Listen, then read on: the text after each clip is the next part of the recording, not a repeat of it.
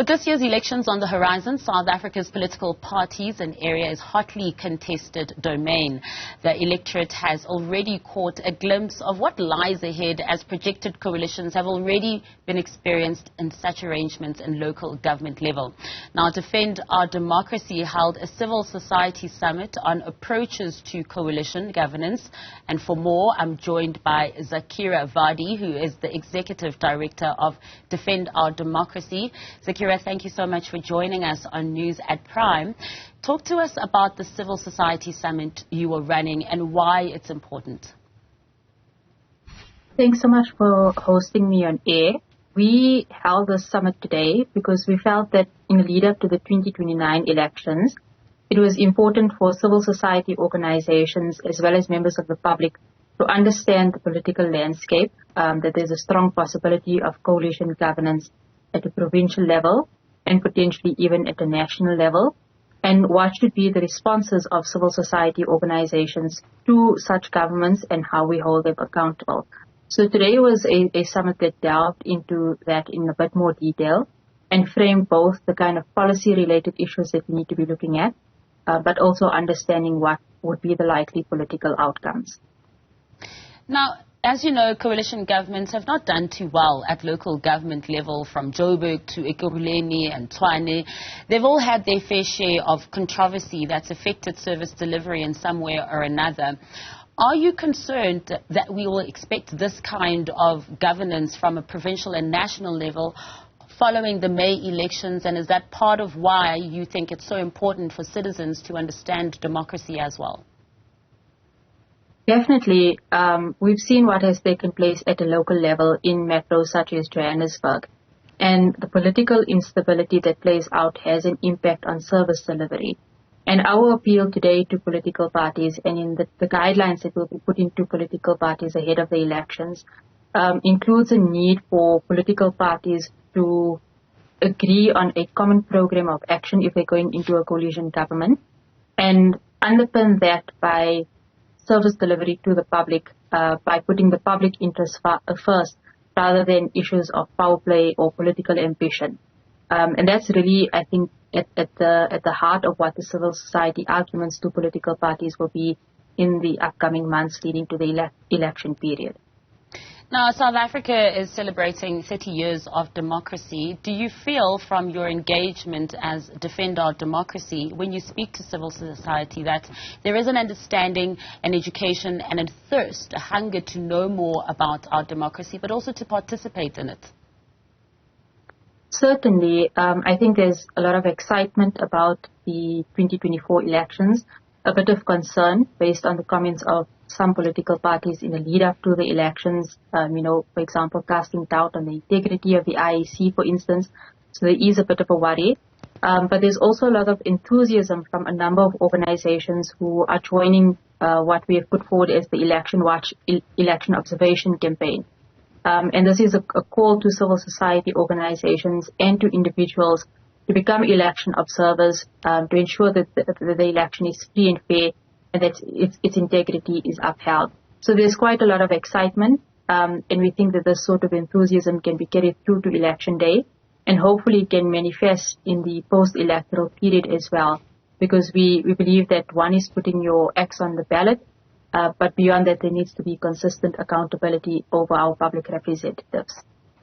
What's your stance on how political parties have been conducting themselves in contesting these elections, and also the IEC that you mentioned as well?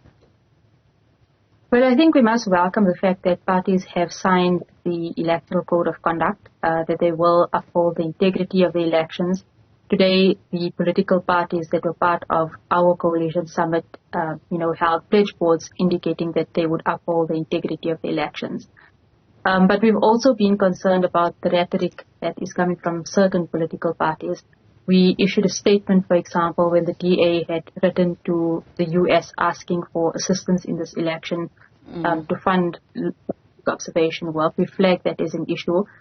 Similarly, we flagged the comments by the MK party or on, the comments made on MK party platforms that seek to undermine the IEC, seek to undermine certain electoral commissioners. And we think that that's unhealthy leading up to the election period. We don't want a scenario where the elections are discredited before we even start. And similarly, we flagged the ANC where it indicated that it suspected there would be some sort of foreign interference in these elections.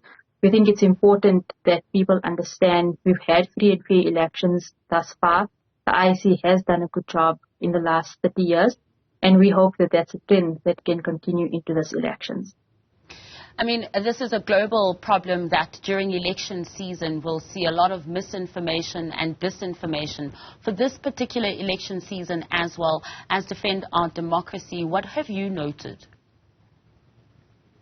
Well, South Africa has had in the last few years experiences with disinformation campaigns. So if we look at Bell Pottinger, for example, regarding issues of state capture, for example, if we look at the July 2021 unrest, similarly how social media was used to perhaps perpetuate or stoke up violence during that period.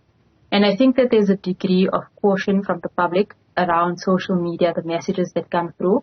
But at the same time, there are a number of civil society organizations like the Legal Resources Center, Media Monitoring Africa, that are developing tools where the public are able to, check narratives that come through, check any form of information that comes through, whether it's factual or not. At the same time, I think that it is the responsibility of different sectors of society, from the religious sector, labor movements, business, and broader civil society, to condemn any forms of misinformation or disinformation. And we really appeal to political parties to uphold the standard as well. And speaking of upholding that standard as well, you made mention an example of, mentioning the DA as well when they sought help from the US, writing that letter publicly. Of course, the MK matter with the IEC. When it comes to these political parties' stances, when it comes to fair contesting, we also have the different bigger political parties calling on voters not to fragment their vote too much. And even the likes of, again, the DA leader, John Steenhuisen, who was upset and warning about other parties contesting the Western Cape. I mean, the writings are on the wall that coalitions are inevitable. But do you think our politicians will have the willpower and the maturity to be able to deal with them at a national and provincial level?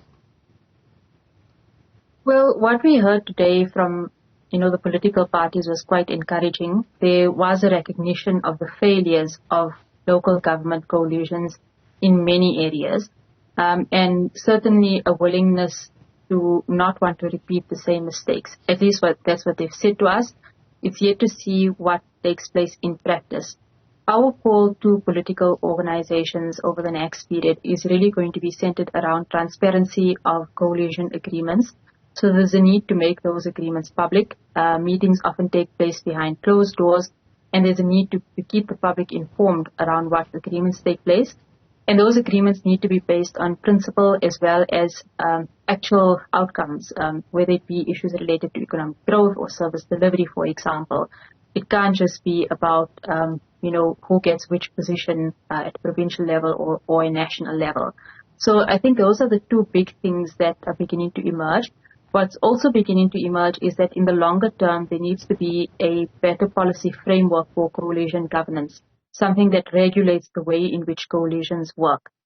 So one is about the political conduct of parties, the maturity of political leaders, but secondly, there does have to be something in law that regulates the way coalitions run.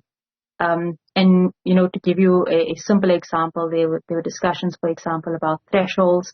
What qualifies you, for example, to be in an executive position? Should a party get a particular percentage to do so?